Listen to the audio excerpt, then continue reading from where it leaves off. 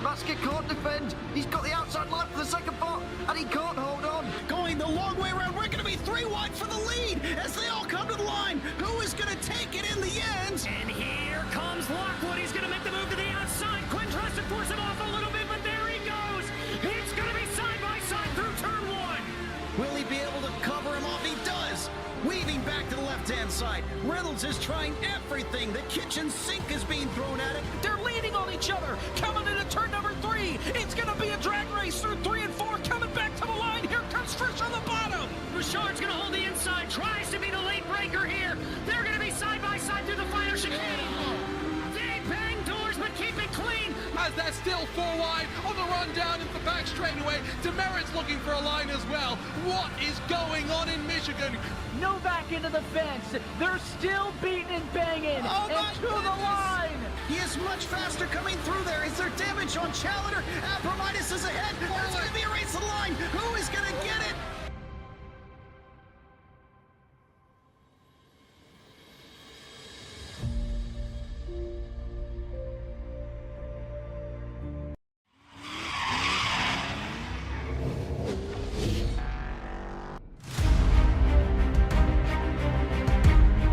A very good evening everybody and welcome along to the Racer Nexus Broadcast Network for live coverage of round 4 of the North American Sports Car Championship. My name's Alex Goldschmidt, in the booth with me once again as we are at the fantastic Watkins Glen International Circuit itself. Rob Campbell joins me. Rob, we're back after a little bit of time away from this wonderful series that incorporates both LMP3 and GT4, but the Glen itself, it is steeped in American sports car folklore.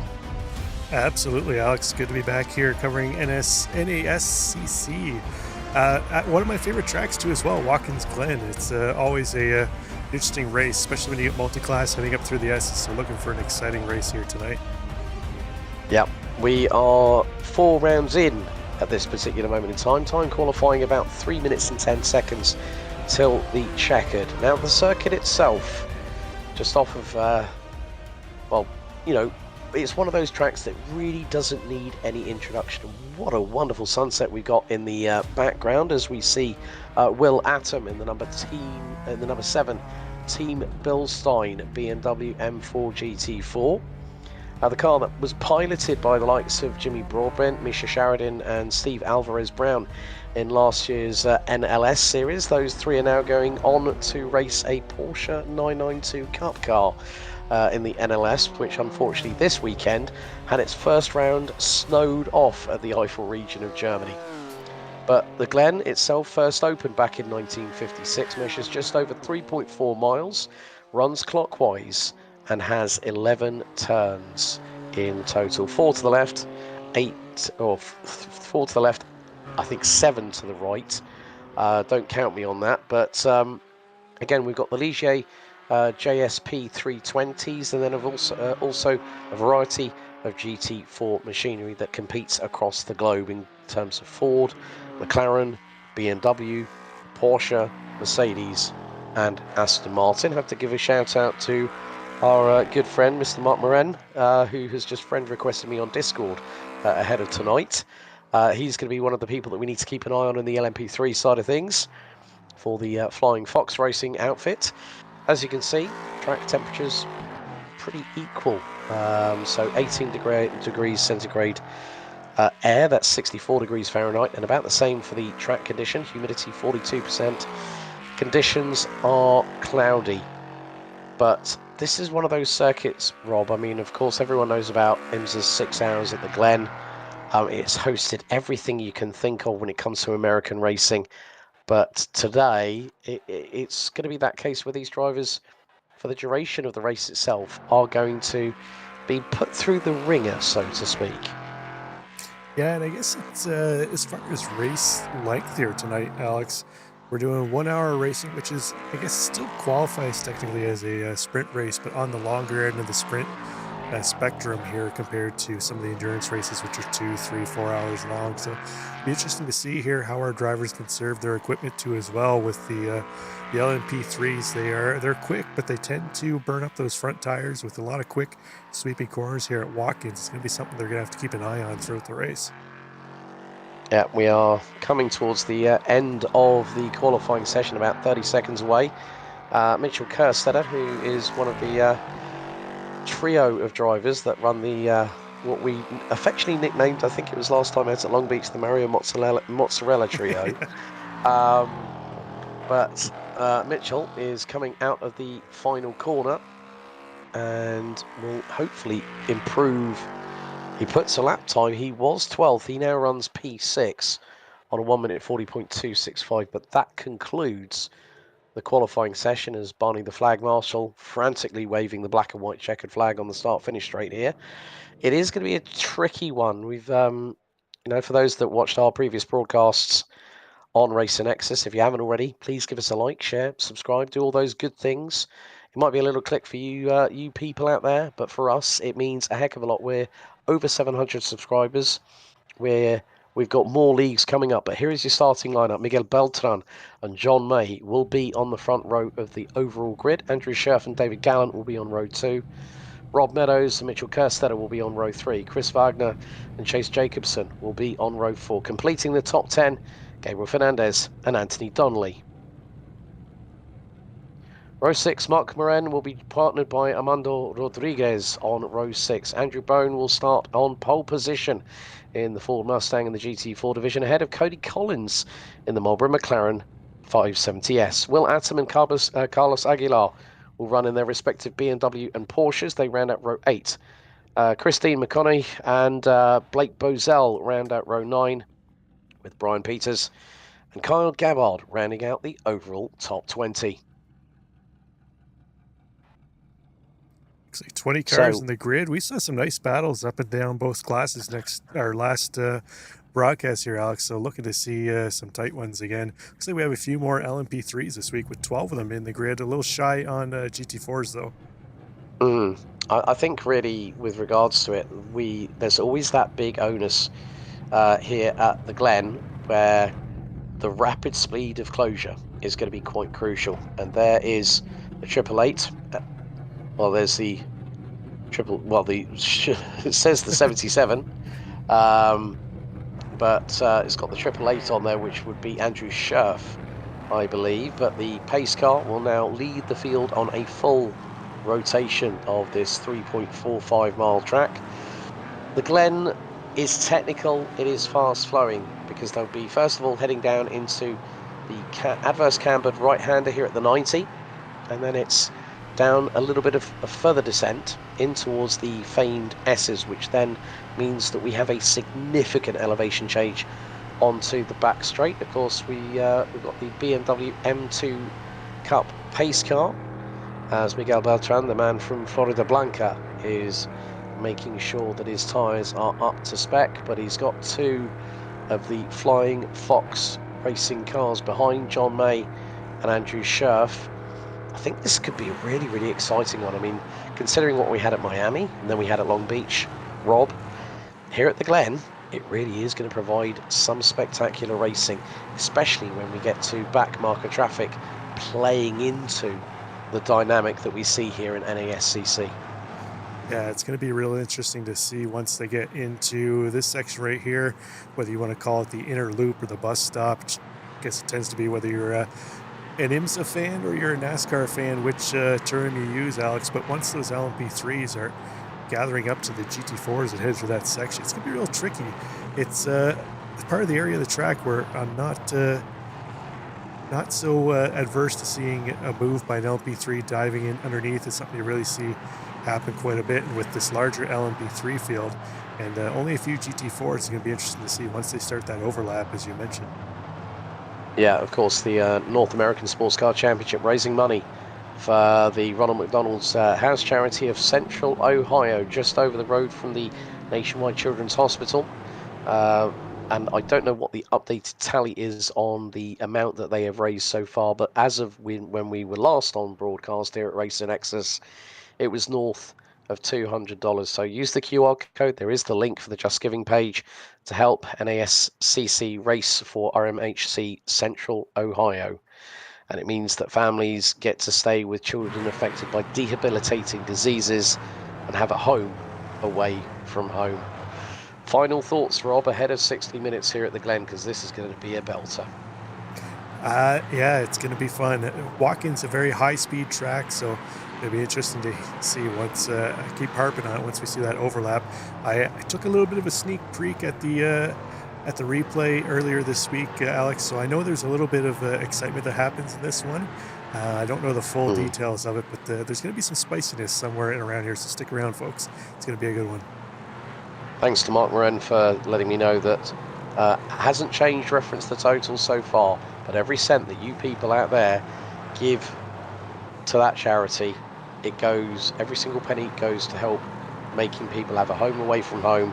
Those youngsters are afflicted by debilitating diseases. Right, pace car in pit lane as we get set ready under starters orders for round 4 here at the North American Sports Car Championship here at the Glen. The green flag waves and we are underway. Good start by Miguel Beltran. John May trying to go towards the outside. Andrew Scherf might dive to the inside into the 90 here at turn 1. And Andrew Scherf is going to get the overlap. Oh, he nearly clashes panels. And in the background, that was Chris Wagner, I believe, that might have just spun it. Oh dear. One of the Mario Mozzarella cars has already rotated around and has ended up at the back end of the GT4 field. Meantime, it's a battle between Messrs Scherf and May for P2. Here's David Gallant, and he's trying to go 3 wide down the back stretch off of the S's as we head into the bus stop, or the inner loop as it's more commonly called, as you rightly said there, Rob, depending on how things were going. But David Gallant, the man from Vancouver, British Columbia, trying to move on Mitchell Kerstetter in the number 12, who is right behind Rob Meadows in the number 15 car. Mark Moran has moved up a couple of positions. He's up 2 spots, and he's got Amano Rodriguez in the number 14, not far behind.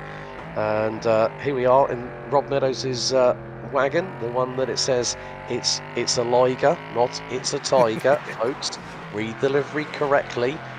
But in the first minute or so of this race, Miguel Beltran has bolted away from Andrew Scherf and has got a lead of over a second. So Scherf and May, I think, might be positive. I think, you know what I like to say, Rob? Strength in numbers. These two, if they start working together, they can start reeling in the man from Florida Blanca up in front.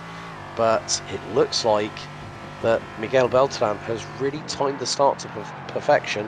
We're about to complete the opening lap of this race. Meantime, Andrew Brown in the number 651 has got a 1.6 second advantage over Cody Collins. Now these two we've seen battle tooth and nail both at Miami and at Long Beach, but Will Adams really come into his own here. He's put that BMW P3 and he might be 2.6 seconds behind Cody Collins, but he looks to be very, very settled.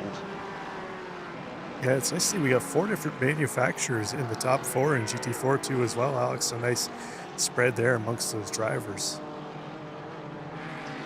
Yeah, so Blake Bazell being caught up. That's Chris Wagner. Oh, there's a big amount of smoke I saw in the background in front of Blake Bazell.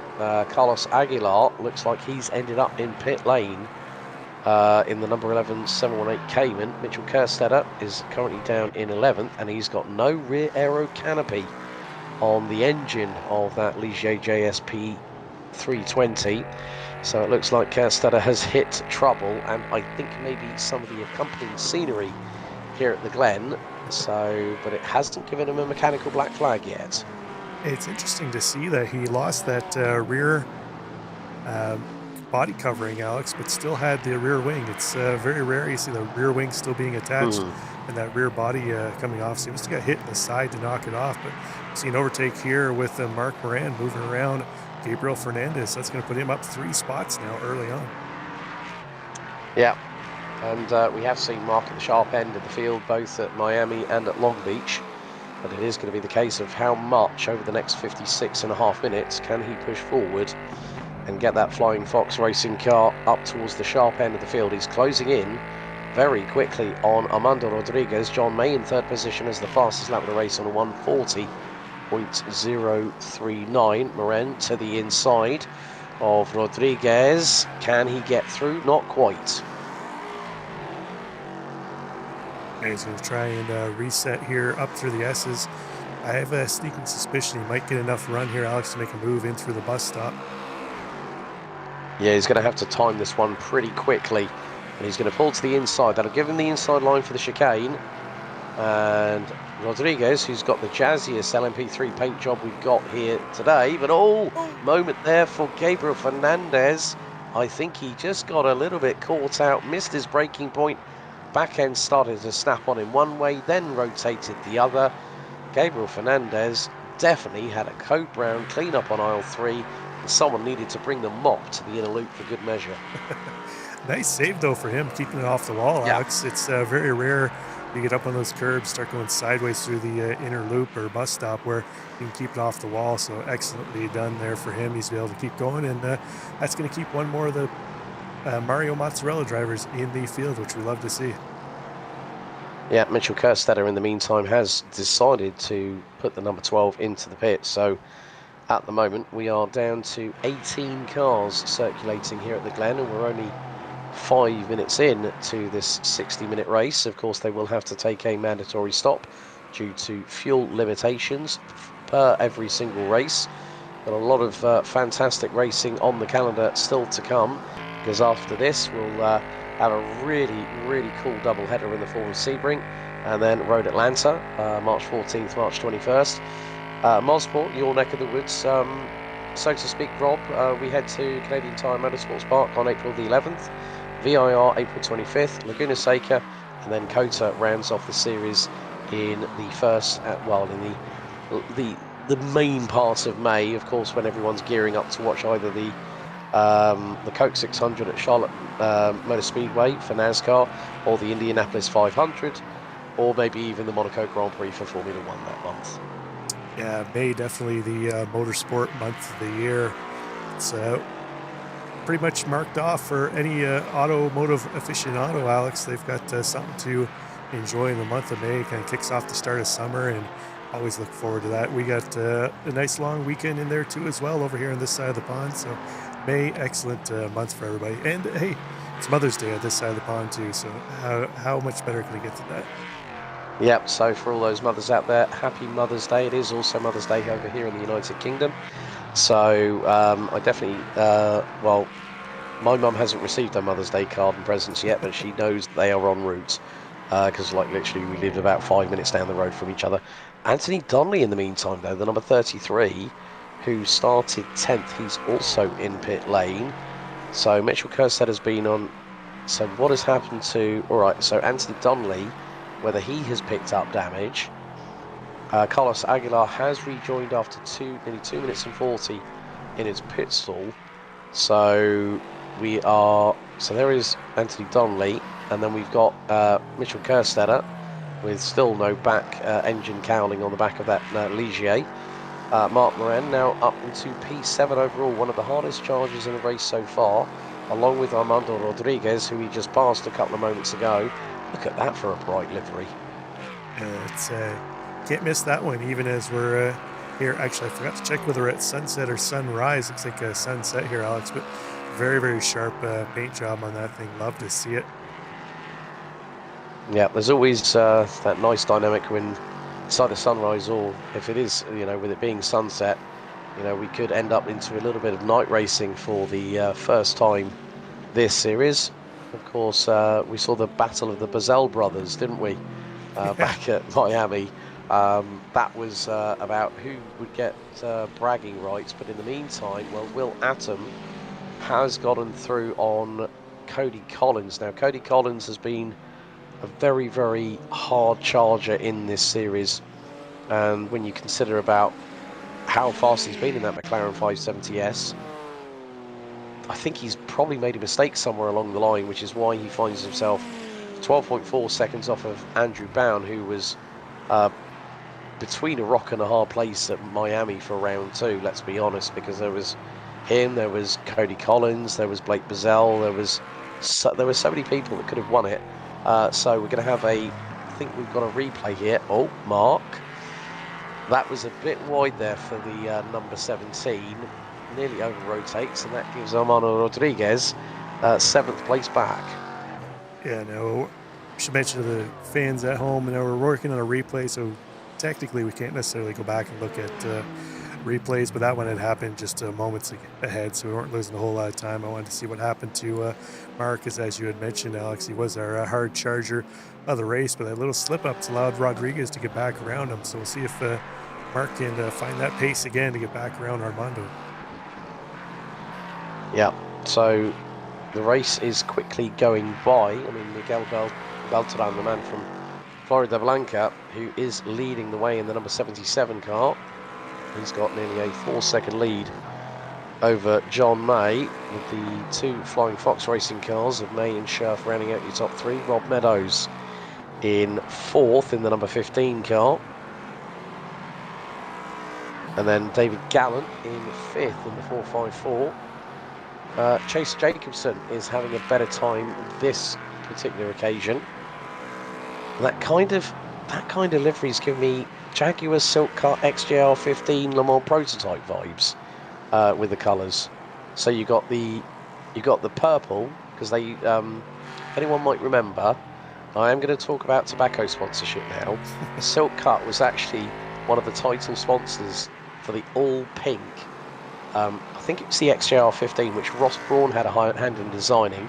Martin Brundle also drove, but then they also had another edition where it was in this a similar kind of color configuration. So it's given me like late 1990s, early to mid 1990s Le Mans prototype vibes, really, with this color scheme. Yeah, I like it. The orange and purple and white really pop, Alex. It's a nice combo, but I think you're right. I think I do remember something, one of the Jaguars definitely sporting something very similar. So, but Chase 22 seconds off the lead. Chris, right. What have you spotted? I got a notification here. Chase Jacobson went off track, and I heard it sound like some wall hitting. So I went to him quickly. It looks like he's okay, but it had a little bit of a touch of the wall there after we were ranting and raving about how good his car looked here, Alex. Yeah, I'm wondering. Can't see any damage on the left side of the car. Maybe it might have been the right-hand side of his clipped the wall going through the 90 at turn 1. It might have just been probably just the slightest little sort of... I think the right front looks like it's pushed in a little bit just in front of the tire, so it shouldn't affect him a whole lot. No. I mean, that's one of the good things about the... Yeah, you're definitely right there, Rob. There is a little bit of damage to the right front of Chase's Ligier. But Will Adams really starting to pull away from Cody Collins in the GT4 side of things. Now, Will, if anyone might remember, well, he had a bit of a race to forget at Long Beach. He's keeping out of the way of the 2 LMP3s that have just gotten through on him. So Will, who started 3rd on the grid in the GT4 division, now runs P2 ahead of Cody Collins. Kyle Gavard in the number 19 Aston Martin has made the most positions so far. He started stone dead last in the GT4 division, now runs P5. That's a very deep purple livery there. He's got Brian Peters trying to close on in, and then McConaughey, to the inside goes the contact. Yeah, well, looks like Christine's got a little bit of damage to the right side of the Mercedes as well. The driver from SMSR from Kanoa Village, and good spatial awareness by both our LMP3 and GT4 drivers. There's a lot of action still to come on the Race NASCC broadcast network. We've got the return of season 27 of Apex this GT4 coming up this coming Tuesday night. We've got Breaking Bad Pushing Limits GT3, they're back in action. We've got a few more leagues that will be starting up, including the multi-class series through the Freedom Motorsport Alliance. That'll be coming up on Thursday nights with GTPs and LMP2s in action. So we do love our sports car racing here at Race NASCC. Meantime, bit of a lock up there by Rob Meadows. The tail starts wagging the dog, or the liger in this particular occasion. And David Gallant manages to get through. I mean, David was really putting a lot of pressure on Rob there, to be honest. And from that perspective, Gallant now has an opportunity to start chasing after the likes of Andrew Scherf and John May for second and third respectively. I mean, he's now got a clear gap of about 1.2 seconds. Meadows, we did see at Long Beach, well, he had a race to forget because he retired from it. So now it's a case of just crossing, you know, it's like ticking those boxes, isn't it, Rob? Yeah, absolutely. We're seeing a battle here again between these two drivers for 7th and 8th place. I think Mark Moran moving around Rodriguez again. Nice clean move there. That's one of the things I got to say is that we've covered, this is their 3rd race now for this league, Alex, and for the most part, it's been very, very clean racing amongst the drivers and definitely the multi-class once they get next to each other on track, which we love to see. It looked a little dicey there just before that contact between Gallant and Meadows as they were passing the McLaren of Collins. They were going 3 wide one point in time. It looked like maybe Meadows tried to squeeze Gallant a little bit, and I think that's where that contact came from. But it was nice to see all 3 drivers were able to continue on. Yeah, Amanda Rodriguez doing a little bit more curb hopping to try and keep with Mark Moran in the number 17 car. And that gap is now starting to expand. I think it's just sometimes with regards to driving styles here, Rob, and you and I both know about this, whereby, you know, if you take a little bit too much curb, it can unsettle the back end of the LMP3s. They're, you know, like with regards to LMP2s, as we've seen Brian Peters, at the 15-minute mark has just gone into pit lane in the number 16 BMW. Now, he was chasing down, I think it was, he was battling with Christine McConaughey and also Kyle Gabbard in the in the deep purple number 19 Aston Martin. Yeah, he's So got some Brian damage on that right front, Alex, so I'm not sure. Looks like he might be in for some repairs. I was wondering if it was a scheduled stop, but looks like it might be a little more. I think you're right, because that is definitely not tracking true. So it looks like the steering rack has been somewhat compromised, and probably the upright. Meantime, it's Mustang power that's rolling the roost in GT3. Andrew Bound in the 651 Mustang is doing a great job at the front end of the field, running 12.9 seconds ahead of the BMW of Will Atom in the number 7. Cody Collins in the number 10. McLaren rounds out your top 3. I think we've gotten into that point of the race here now, Rob, where after the first chaotic, at times it can be, 15 minutes that opens the race, it's sort of like when you hit 15 minutes on the nose and then you have that half hour before the go for it and go for glory kind of thing in the final 15 minutes starts to appear, that drivers now are able to get into some kind of comfortable flow state where they're able to run their own race, concentrate on the deltas between themselves and other drivers, but also it's a way of learning your racecraft and evolving every single time you go out on track. Yeah, absolutely.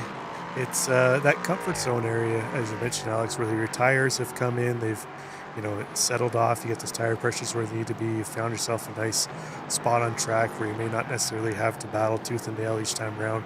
Just kind of putting in laps, trying to find your pace out here, and I guess starting to plan when you're going to come in for your fuel stop. Are you going to maybe try for an undercut? Or are you going to try and push it to the very limit, that last drop of fuel in the tank before you pop in? We saw, I believe it was Miguel Beltran. I'm trying to remember who he was battling with at Miami, where we saw them push it to Walker the very Carroll, last drop of fuel. Yes. It was Walker Carroll. They almost wrecked heading into pit lane. I remember that. That was, I mean, for us to get I wouldn't say the words wake-up call, but it's like, smell the coffee. You know, come and smell the coffee, get the adrenaline fix, and here we go, let's go to town. And that's one of the beautiful things about sports car racing. Like, as much as as a lot of people that know me outside of sim racing, that I do a lot of karting commentary, sports car racing is just one of those things where it's not just the drivers that get into a flow state. It's up here in the broadcast booth where we're like going, actually, we've got a chance to tell a story. And talk about previous rounds, talk about our own understanding, and agree to disagree on certain things, where we can have an adult, but a good adult conversation, not one where people are trying to, you know, tear the house down and, you know, raise the roof, making so much noise. Where you find that it's all about that community aspect of it. Yeah, you couldn't have said any better there, Alex. It's one of those things that's hard to find anymore, where you can have gentleman conversation amongst anybody for no matter what the topic is. There always seems to be somebody who wants to throw a temper tantrum. But when it comes to racing, whether it's sim racing or racing in real life, you can hop on to, it could be Formula One forums, it could be IMSA, it could be WEC, whatever it is. You generally find a nice group of racers or race fans who will,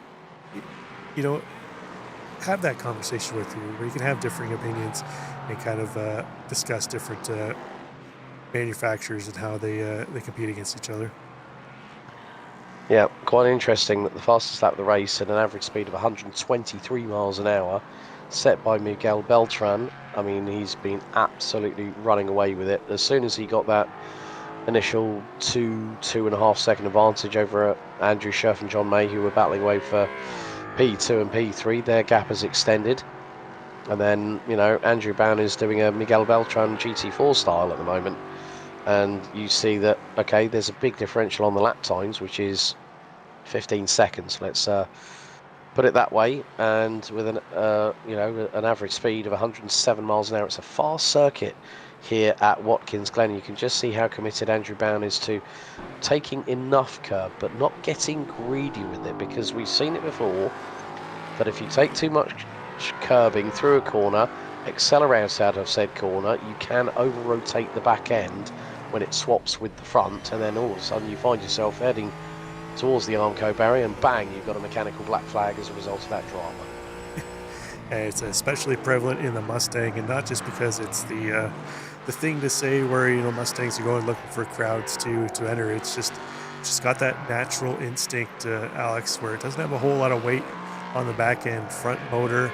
So you have that, even though they tried to push the motor back as far to the firewall as they can, you still have a ton of weight over the front end and these fast twisty corners, as you mentioned. Really a high-speed track. It's easy to get a little overzealous with that throttle coming out of one of these slower corners, where you really want to step on that throttle and get going. You got to try and battle that, harness the horsepower in behind it, and make sure that back end stays where it's supposed to be. Now, I'm noticing that Cody Collins is picking up the pace, and he really has started reeling in Will Atom. On the last lap, Will Atom did a mid 55.2. Collins, low 54.6. So, got a feeling in the air that there is going to be a possibility that Cody Collins will get through on Will Atom. But can the number 7 keep his elbows out as we run on board with the vehicle itself? Yeah, that wonderful 3-litre twin power turbo flat 6 engine roaring out of the exhaust. I mean, the M4 has really become the talisman car for BMW's sports car initiative. Obviously, not just in GT4, but also GT3, and then you have to think about the big boy in the GTPs when it comes to IMSA, or the LMDH category within the World Endurance Championship, the MV8 hypercar. Which has the same engine that BMW used on its return in the DTM back in 2012 under the leadership team headed up by Jens Marquardt, who at one point formerly was part of the Toyota F1 team. And in 2012, BMW came back to DTM with a bang with the M3 DTM. And along with Bruno Spengler, Team Schnitzer, and the marque itself, they picked up all 3 titles on that returning year in the championship. So, at least the good thing is, BMW's track record very much is something to not turn your nose up to, but Cody Collins is still closing that gap. They've got Miguel Beltran just coming through in between the pair of them, to put them both down a lap itself. So that is, I think, nearly the entirety of the field lapped by Miguel Beltran when it comes to the GT4 side of things. But Beltran's just already, you can see the speed differential of how he just rockets away into the distance. As we are now 23 minutes in, bit of an off track there for Will Atom, as you can see a lot of white and red in his rearview mirrors. Yeah, it looked like that little bit of pause that Adam had to take as Beltran was working his way past him. Alex has really worked to Cody Collins' advantage, where he's really closed that gap up now. We're seeing it's only 0.6 between them. So Interesting here to see if the McLaren has that little bit extra top end speed. It's generally not the quickest GT4, but it really excels in the twisty sections, where you were mentioning about the BMW all three classes that they're in with GT4, GT3, and the GTPs. It's the BMWs are always, they're either one of those cars you hop in, whether it's the top spec class or the low spec class in GT4, they're just comfortable to drive. They're easy to drive. You can push the car. You don't really have to worry about it trying to snap out and kill you like the Mustang does. But generally that comes with a little bit of consequences, where it's not necessarily the fastest in a straight line or the quickest through the corner. It's just one of those good overall cars. And we'll see here at Watkins if it is the car to have here for Will Adams. He's feeling a ton of pressure now as they got the LMP3 of Andrew Scherf now catching up and working his way through. Yeah, the McLaren, right, okay, Chris Wagner is now in the pits in the number 66 car. And here we go, to the outside goes Cody Collins, and that twin-turbo V8 in that 570S, not able to stretch its legs enough. He's still going to try around the outside as Cody Collins. Will Atom parks it on the racing line. And this is not going to be easy because they've got John May just behind them, who's running P3 in the LMP3 division. Collins gets through on Atom. Oh, May nearly got a bit of a squeeze from Atom at that point, but Will opened up the steering, realised that John was there and thought, right, okay, I do not want to cause myself drama along with somebody else that is the faster vehicle. It is down to John May as the faster vehicle out of the trio to make an easy and quick pass, and that's exactly what he does as they come out of the vinyl corner. But Cody Collins using the circuit to his advantage and gets through on Will Atom, so change for P2 in the GT4 division. But Atom is sticking with Collins as here goes David Gallant up the inside through on the number 10 McLaren. And I think Atom might get a little bit of a slingshot here down the back stretch.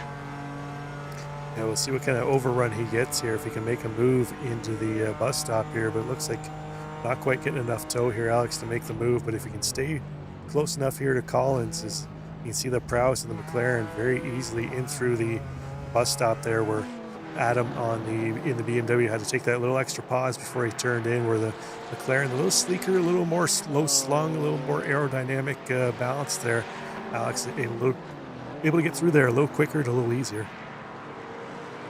Yeah, so of course with the GT4s, there's a lot of championships that these cars run in, such as the Michelin Pilot Challenge, the GT4 European Series, GT4 Asia, so the GT Cup. But Collins having to use the wipers ever so briefly, coming down the back straight, shadow the S's. Well, they're going to be going downhill once again, and Collins just starting to try and pull away. Meantime, David Gallant has got through on John May. So John May has had a drama in the meantime. So Gallant up to P3. It's the man from Vancouver, BC, making moves up and down the order. And May has gone into pit lane at the 27-minute mark. So whether he's decided, you know what, okay, let's just change the strategy, see what I can do, maybe to undercut people in front of me. John May now has moved behind Robert Meadows. I think Chase Jacobson is going to be crossing the line very shortly, but it could be a bit of a drag race as May is on his marks. Jacobson across the start-finish stretch will cross the line now, and he will be at full racing speed. Blake Bozella's pitted in GT4, and John May will exit pit lane in 7th position.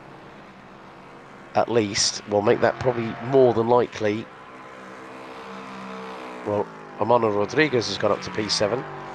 John May is still on his marks, 24 seconds, 25. If it gets above 40, I'm going to get a little bit worried for John, because he's already been in there for over 30 seconds, make that 33. So if he's had to repair any potential damage that his car has suffered. Gabriel Fernandez has come into the pits as well. We've got Bozell, McConaughey and Gabbard have all, well, Christine McConaughey is out after 0.4 of a second. John May rejoins in 8th, and Andrew Scherf has come into the pits as well, so he was running P2. Gallant is now P2 behind Beltran. Beltran's really starting to extend this fuel window out, isn't he? Yeah, looking at his last couple lap times, still the quickest lap on the track each time by Alex, but I'm kind of surprised with the gap that he has. I think it was about 13, 14 seconds over, I believe it was Scherf who was in second place where he came in. I'm surprised he's not doing a little more lifting and coasting, trying to save some fuel here to minimize his lap time, but maybe he figures he has enough of a gap already. He could go flat out and still come in for a full length pit stop and still come out comfortably ahead. So I'll have to keep an eye on when he pops in now. If he answers the call from Scherf and was that John May? Yeah, probably more than likely John May. Miguel Beltran, in the meantime, has done the fastest lap of the race overall, 1 minute 37.645. So Beltran, the man from Florida Blanca, on lap 16, now on lap 18. He's definitely showing a clear pair of heels, or in this case, a clean pair of rear tyres to the rest of the LMP3 field in this fourth round of the series. Chase Jacobson closing in on Mark Moran as Amano Rodriguez has pitted for his stop, but Chase Jacobson, Mark Moran, hardest charger of the day so far, up 7 positions from 11th on the LMP3 grid, now runs a genuine P4. Jacobson about a second adrift.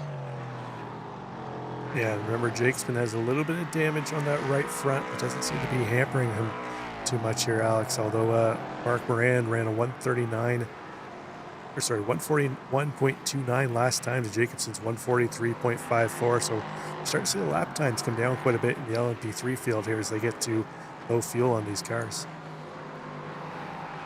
Yeah, and they'll always that'll help with regards to tyre degradation, the fuel side of things, as David Gallant pits from P2.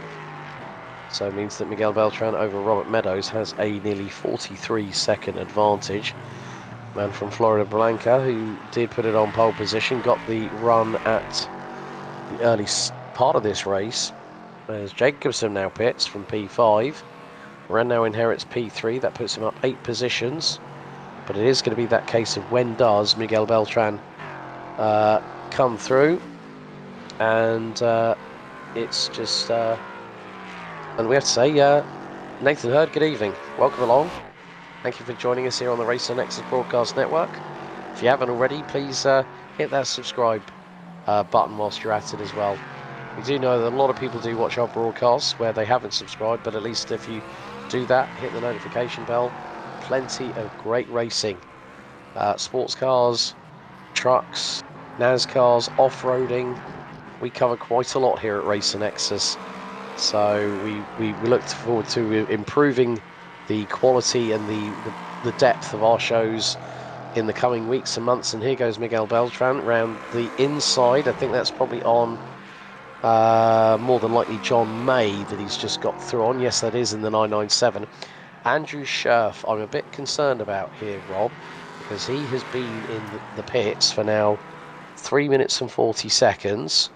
Oh, that's why he's got no left front wheel on that wagon. Yeah, he's got some heavy damage on the right front too as well, Alex. So that car is going to be in there for a little bit, getting some repairs, unfortunately for him. For some reason, I'm not getting notifications here of incidents, so I'm not sure what happened to him, but looks like he has hit something very hard, either a wall or another car, but unfortunately looks like a race-ending damage for him. That's a real shame for him at that point as well. So Mark Moran pits from P3 on the road, but the thing is, Miguel Beltran and Robert Meadows are the only 2 drivers in the LMP3 division that have yet to pit. Andrew Bown, however, the GT4 pit class leader, is now in pit road. When does Cody Collins decide to pull the pin? He does exactly the same thing to cover off Andrew Bown. Now, if Cody Collins can refuel a little bit quicker than Andrew Bown, he might have the opportunity to close that gap, but by how much? Because it was 15.4 seconds when both drivers came into the pit lane. Yeah, I'm not sure how what happened here in this last lap for Andrew Bound, Alex, but it looks like that gap came down quite a bit as Cody Collins didn't look like he was 15 seconds behind entering pit lane. He looked to he might have even half that. He wasn't that far back, so we'll have to keep an eye on that once they come out from the fuel stop. Yeah, and Andrew Bowen has been 36.7 seconds as the Mustang makes its way out. Oh, that is 10 seconds difference. Oh, Anthony Donnelly. That is... All I'm going to say is that if you wanted to see under Robocop's face, you probably just found out what it is. But that has got absolutely nothing on the front end of it. No front... The front bumper is completely off the car. No front wheels, no steering rack. Has Chase Jacobson. Oh, Chase, he just had a bit of a moment there trying to battle away with somebody who was trying to make a move. I think that was possibly on... that would have been on the number 17. That would have been on Mark Moran. So he tried to make a move on him, and Chase just lost probably the best part of over 3.5 seconds. When he tried to turn it in, the car just went, no, I'm not playing ball. And I think it is down to that right front, as you rightly said, Rob. That damage is quite literally hurting his opportunity of good turning, whether it be a right or a left. You can see there's a little bit of scuffing to the IMSA number board on the right front of that car as well. So Chase Jacobson, it might have been the slightest of glances, but even the slightest of glances in a car like this, you have the slightest iota of damage, it can put everything out of sync. Absolutely, and I guess we only got 2 drivers left to come in for their fuel stop, Beltran and Meadows. So, oh, contact there, Beltran with the lap car of, I believe that was Kyle Gabbard, and our leader into the wall, and he's gonna have to tow. Oh, that was okay. Let's just have a look at this. Coming out of the inner loop, and Beltran to the outside. Oh, I think he just turned in too early. He turned in too early. He might have anticipated what Gabbard was doing, and we know the rules with regards to sports car racing. If you are the slow vehicle, you hold on to your racing line, and he did exactly that. I think Beltran was just a little bit too eager, maybe on the steering, or he might have just overcompensated and turned in a bit too hard, and then that was it. Bang, straight off. He goes into the barriers. Now Robert Meadows is leading the way. Yeah, I think it was Beltran kind of miscalculated the speed difference between those 2 cars and thought he'd be clear by then, but I'm not sure why he would have chanced it even at that. He had a comfortable lead. Alex didn't need to be that close, unfortunately. Race ending for him, but thankfully for Kyle Gabbard, he's able to continue on. But Robert Meadows still owes us a pit stop, so I'm having a look here at the stop times in LMP3. Looks like the average somewhere around mid 24, low 25.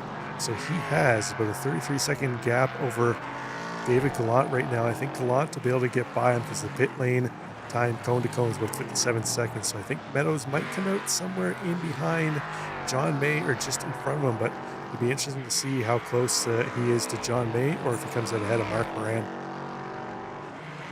Yeah, that's going to be the $64,000 question that's going to need to be answered, because Robert Meadows, as I said, he's been at the sharp end, he's been at the mid-pack in the LMP3 division throughout the entirety of this series so far, but it's more to the case of, can he pick up a victory? That is going to be really, really crucial for, I think, for him, and just sort of have a little bit of redemption after what happened at Long Beach, as Meadows does with 23 minutes on the nose, come in to pit lane and decides, okay, right, that's it, I've got to get my pit stop out of the way. But then with David Gallant now trying to close on in the 454, here's David making his way through in towards the final couple of corners. So the right-hander coming up, that'll bring him out of turn number 11. And there's the entrance, there's the pit lane entry. Through he goes. 7, 8, 9, 10. It's going to probably, I would say, might put him just out in front of James May if he's lucky. But then that depends on how quickly John May is closing in. May is about to make his way through the penultimate left-hander. Then through into the right here at turn number 11. And Robert Meadows is still fueling the car. 29, 30, 31. No, that's going to be It's going to be 34, 35. And now, has he picked up damage? Because if he has, like Mark Moran is stop going for to... him. Yeah, it's more than a standard stop, unless he's accidentally unchecked the... right, 45.3 seconds. This is going to be close between him and Mark Moran, as Moran is going to get past Kyle Gabbard in the number 19 Aston Martin. And Moran's going to have the speed coming through the 90, but, well, Meadows is already out, up through the S's. Moran runs wide coming out of turn 1. Now through, down the dip, into the S's. 21.5 minutes to go, so let's round you out through the top 5 for our respective racers here in the 4th round of the North American Sports Car Championship. David Gallant in the number 454, the man from Vancouver in British Columbia, leads John May by nearly 20 seconds. John in the 997 Flying Fox racing car. Then we've got Rob Meadows in the number 15, rounding out your top 3, and he's just had a drama. Cold tyres, cold brakes. Oh dear, and that means that Mark Moran and Chase Jacobson now get through. And this is actually the closest battle on the field at the moment. And with that, Robert Meadows has ended up in pit lane. It was all going so well for the number 15. And he drops it coming out of the pit lane, and that is it. Possibly more than likely, game over for him. Miguel Beltran has decided to return to the track, I believe. Or, well, he might have done, or not, as the case may be. He was in pit road for 4 minutes. But it has completely changed the complexity of the LMP3 division. So Mark Moran in P3, Chase Jacobson in the 73 rounds out your top 4, and then Armando Rodriguez rounds out the LMP3 top 5, and the I think that'll be the Technicolor Dreamcoat LMP3 Ligier there, we're going to have to call it.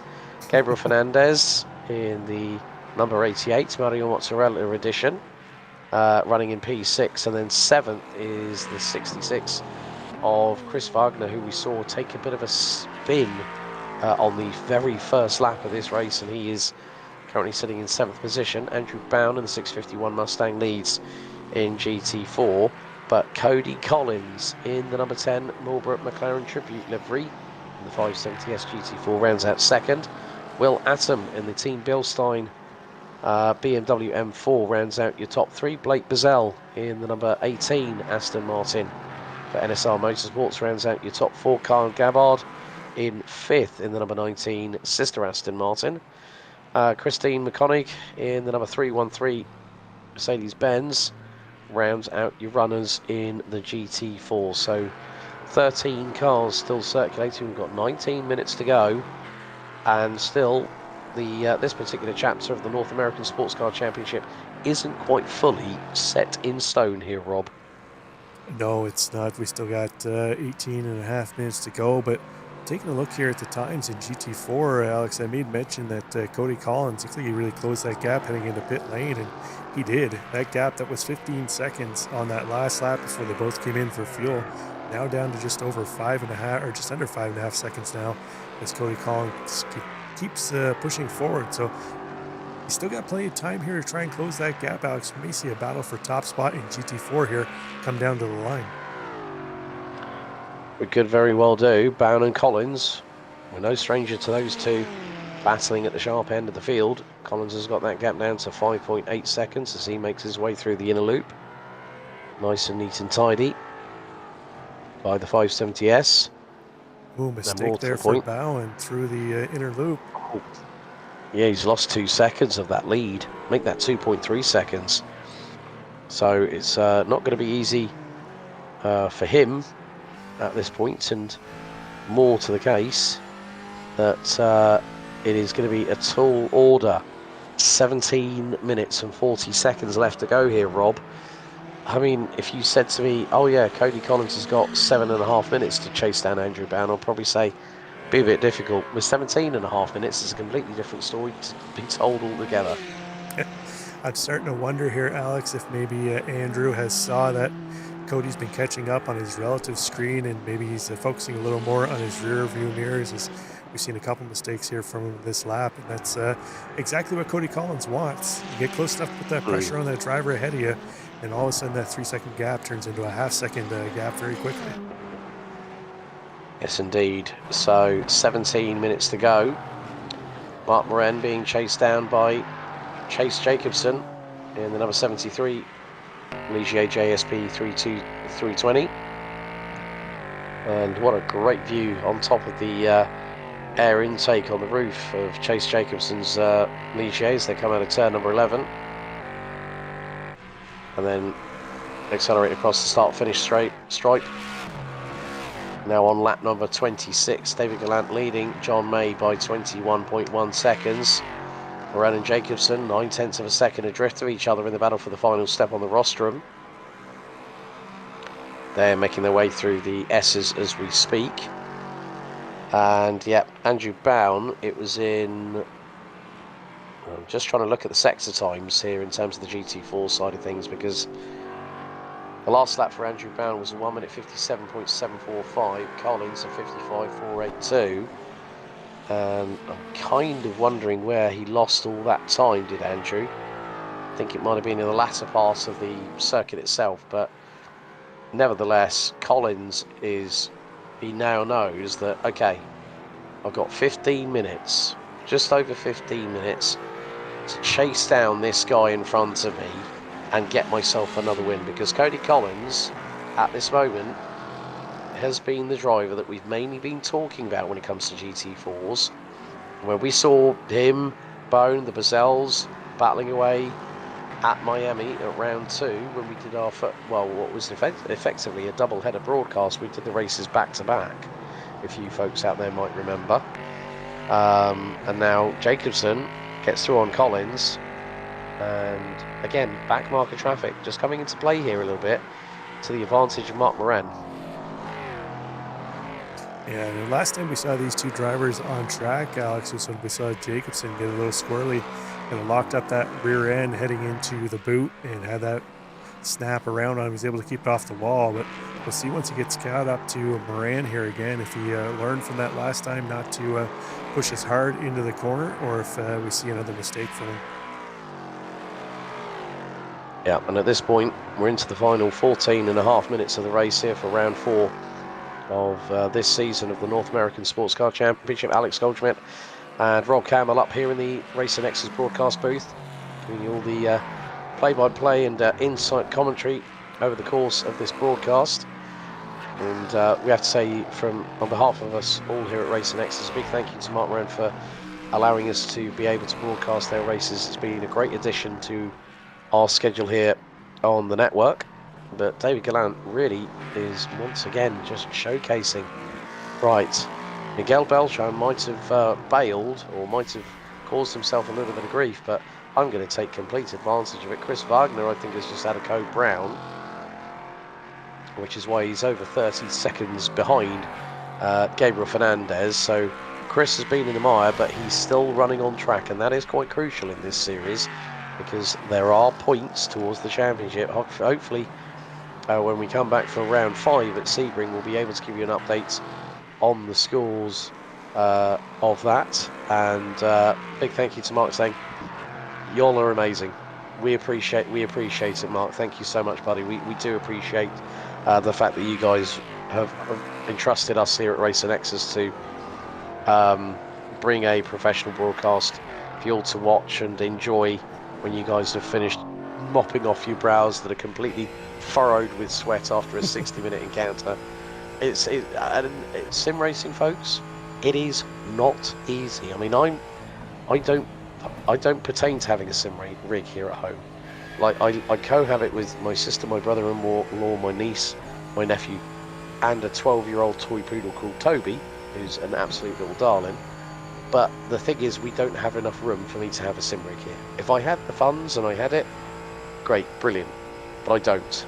But I understand and I appreciate every single person that comes in, gets their wheel behind, gets their backside into their sim rig, and goes out there, races for the thrill of adrenaline, but also for the spirit of community and to have fun at the same time, Rob. That's what it's all about. Oh, for sure. I've had many a sweaty session on my sim rig, Alex, where it felt like I had driven about 3 hours in real life. So it's kind of surprising, especially if you got a high force feedback wheel.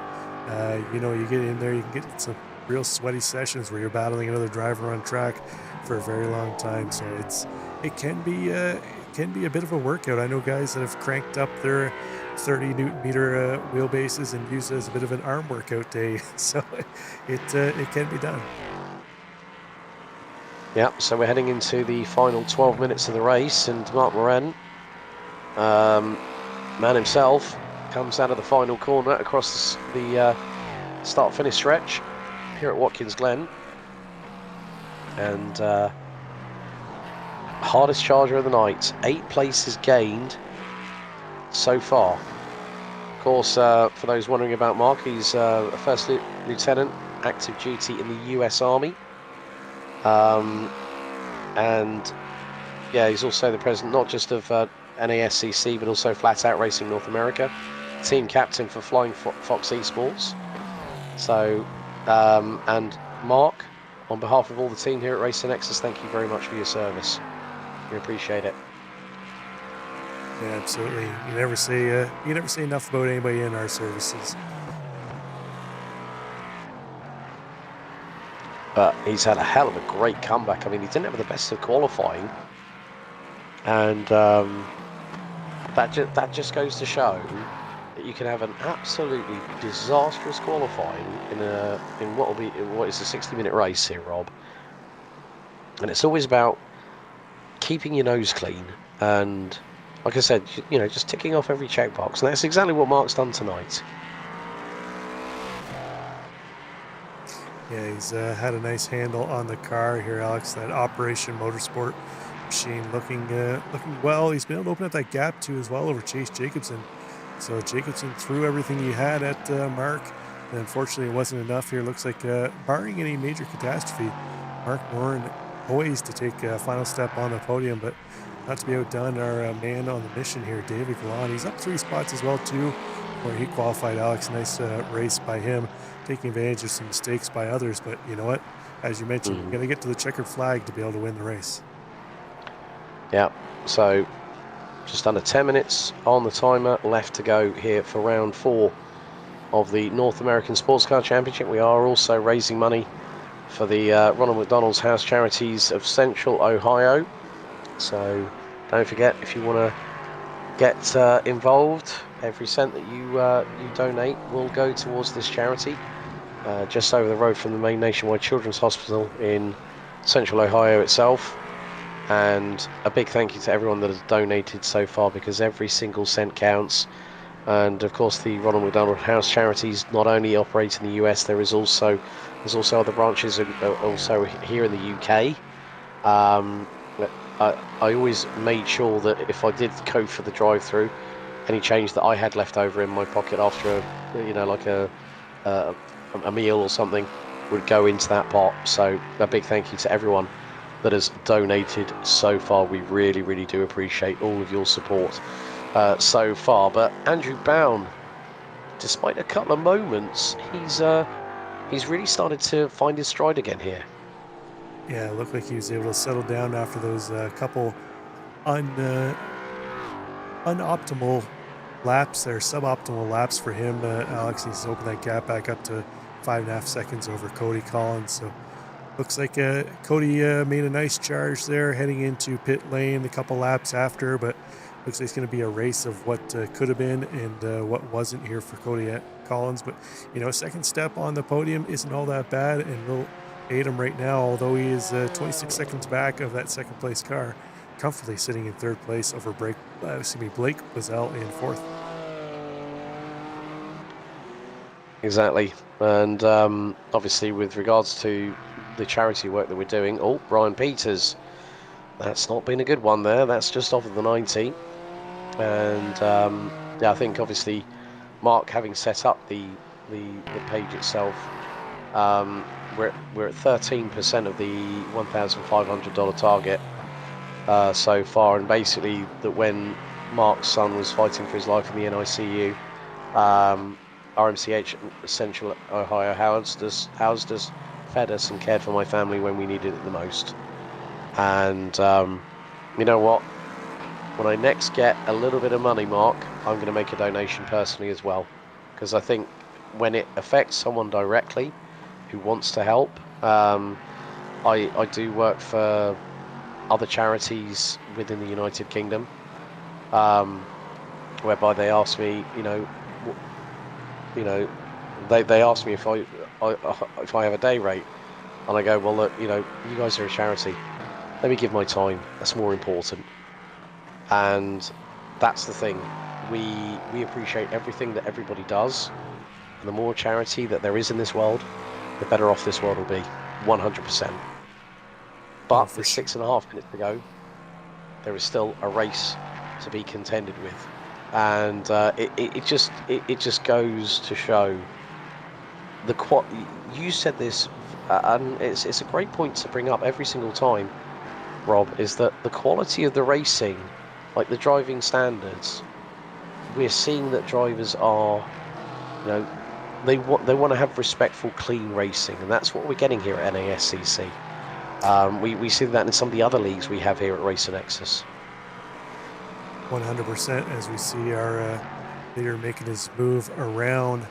I believe that it's one of the LMP3s. I'm trying to remember who that was.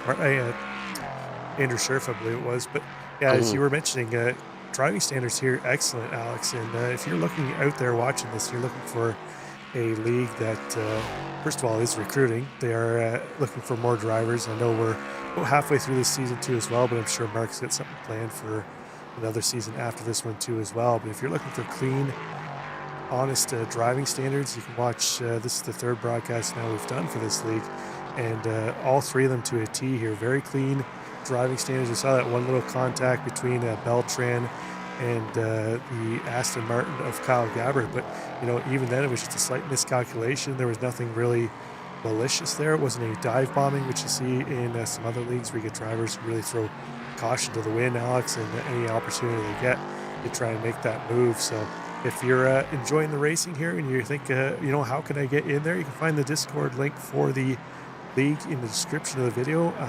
Hop on in. I'm sure Mark and company would love to have you in there and out on track racing with us.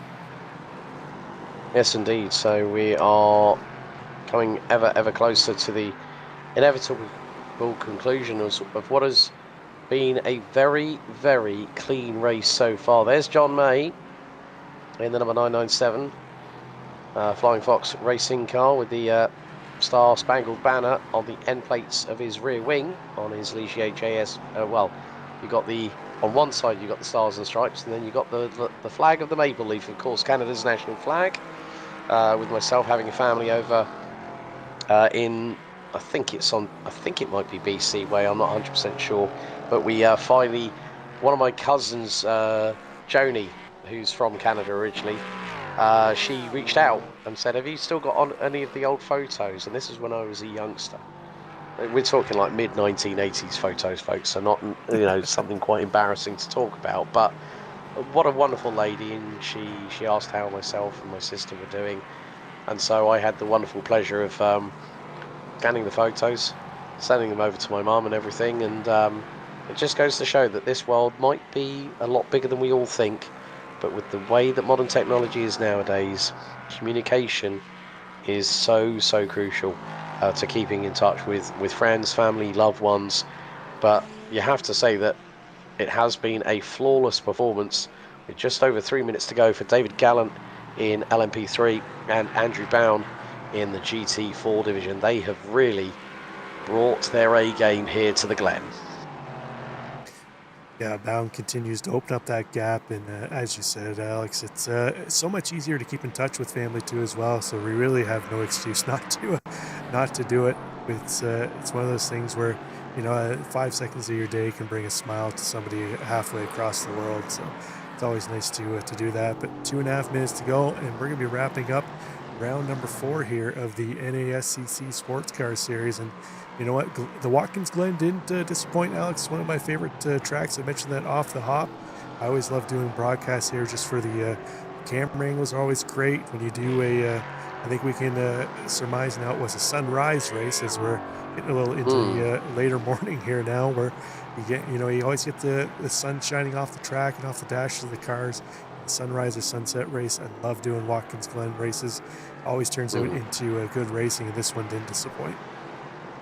Yeah, I had the opportunity of working with Williams Sim Racing, or Williams Esports as they were known back then, when we were covering the one of the iRacing specials, and I was on the hosting team for the race at the Glen, and it wasn't exactly nice when you had two cars from the same team that came together going up through the S's for the race lead. But it is a track that really needs to be respected, like any track here as well. And I like the fact that, Mark, that you've got drivers from both USA and Canada as well. It just goes to show that friendship can cross boundaries, color, skin color, creed, religions that people are that they're part of. But David Gallant is going to bring us on to the white flag lap. We're about to complete lap number 35. White flag in the air here for one more lap.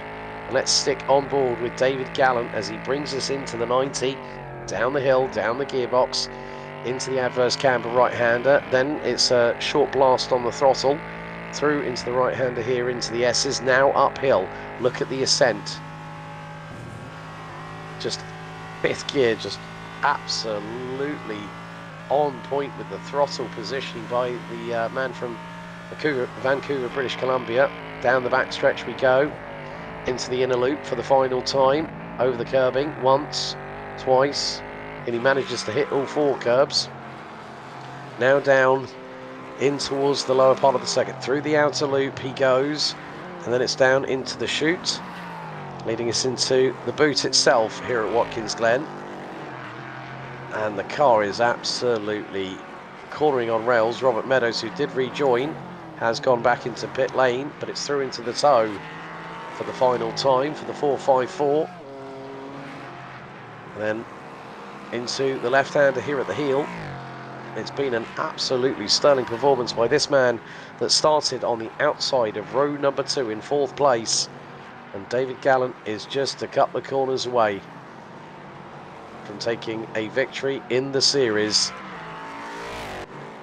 as that JSP 320 rolls its way into the final left-hander. Now turn number 11 here on lap 36, and winning round 4 of the North American Sports Car Championship Series, it is going to be David Gallant, the man from Vancouver, British Columbia, that wins by a country mile, or a country kilometre if you want to put it that way. Andrew Bown, in the meantime, has opened up his lead over Cody Collins. Will Atom will cross the line in P3 in the GT4 division. And Andrew nearly going grass tracking there with the pony car itself. He makes his way through the outer loop. Carl Gabbard and Blake Bozell, they are having a bit of a battle here for P4. Yeah, I think they just had an incident. Oh, I think you might be right. There is a little bit of damage I just spotted. Oh, it's like Blake and his brother back at Miami all over again. Let's have a look at the replay here. So Kyle is closing in on Blake, and they decided.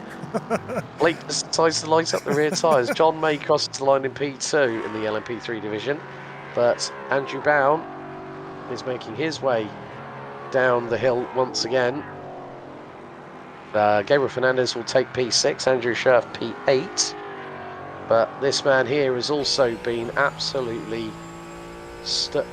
he's been absolutely sterling behind the wheel of the Ford Mustang in the 651. He's really made no attempt to go completely overboard. A couple of mistakes here or there.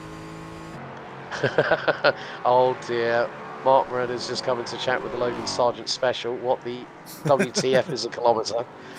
But this man here has done a fantastic job. It is going to be victory for Andrew Bown in the 651 Mustang here in the GT4 division. He will win it by over 10 seconds. Mark Moran rounds out your top 3 in the number 17 Operation Motorsport car. But Bown now making his way through into turn 10. Now the right-hander of turn 11. He's got Armando Rodriguez behind him, who will take 5th place. But Bown will be heading to victory lane in the Ford Mustang here for round 4 of the series. Yeah, well done to all of our drivers. Heck of a race here. And hats off to Cody Collins trying to make the move at the end. Mark Moran, our league admin, I believe this is his best race of the season so far. Alex coming home 8 positions gained, rounding out the podium on the 3rd step. Yeah, we got a couple more drivers. I think probably just, I think Robert Meadows might have just jumped into pit lane for a brief moment or two, and he's going to bring the car across the line in 9th position. He was at one point leading this race as well before he came in for the pit stop. And then we had the cold tyres, cold brakes incident, and then he ended up in pit lane again.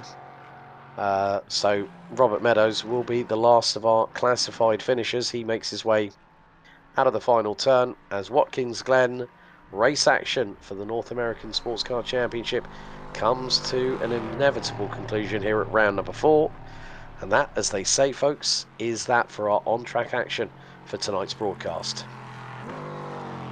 Yeah, heck of a race there by everybody involved in the rough race for the It's Elijah car tonight, Alex. So we'll see if he can regroup and get everything going for Sebring next week, which should bode well for those LMP3s. A little more open spaces, although the rough confines going to be tough for these stiffly sprung cars, but give them a little more space to move around those slower GT4s.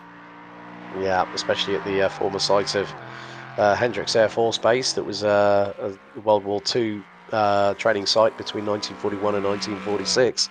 But there we go. David Gallant takes the victory ahead of John May, with Mark Moran rounding out your top 3. Most laps led, and fastest lap and pole position went to Miguel Beltran, who we did lose a little bit later on. He ended up being classified P10, 14 laps down. Chase Jacobson, best result for him, I think, this series, ahead of Amano Rodriguez, Gabriel Fernandez, Chris Wagner, and Andrew Scherf rounding out that. Armando's in the chat as well. Armando, well done, buddy. Great job on P5. Anthony Donnelly and Mitchell Kerstetter being the last of the classified finishers in the LMP3 division. Andrew Brown finishing ahead of Cody Collins by nearly 11.2 seconds. Could it have been the runner-up step on the rostrum for Will Atom? Well, maybe, you never know, but he could come back firing on all cylinders at Sebring with Blake Bazell, Kyle Gabbard, Christine McConaughey, then Brian Peters and Carlos Aguilar being the last of our GT4 runners and riders. Well, what can we say about that one, Rob? A different pace, let's say, here at Watkins Glen for round 4 of the North American Sports Car Championship here at the Glen.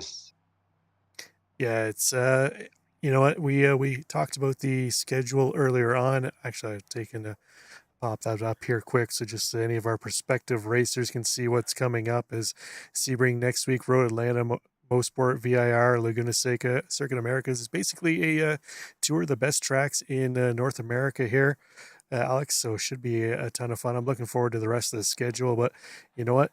Great league, and any league that's accepting donations for a charity, even that much better. As again, we got the charity up on screen. Snap a picture of that QR code, and every little bit counts. It's kind of amazing how far these charities can push just $1, how far they can exercise that buying power. Exactly. Armando, it was hard and painful after my shoulder surgery.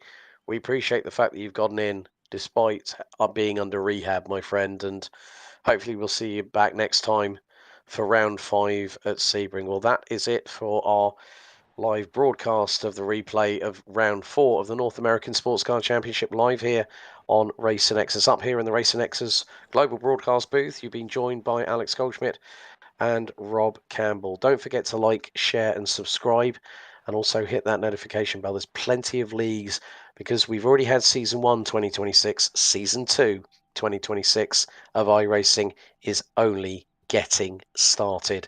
Until next time, race hard, race fair, and if in doubt, well, you better go flat out. We'll see you next time. Thanks for tuning in. Good night.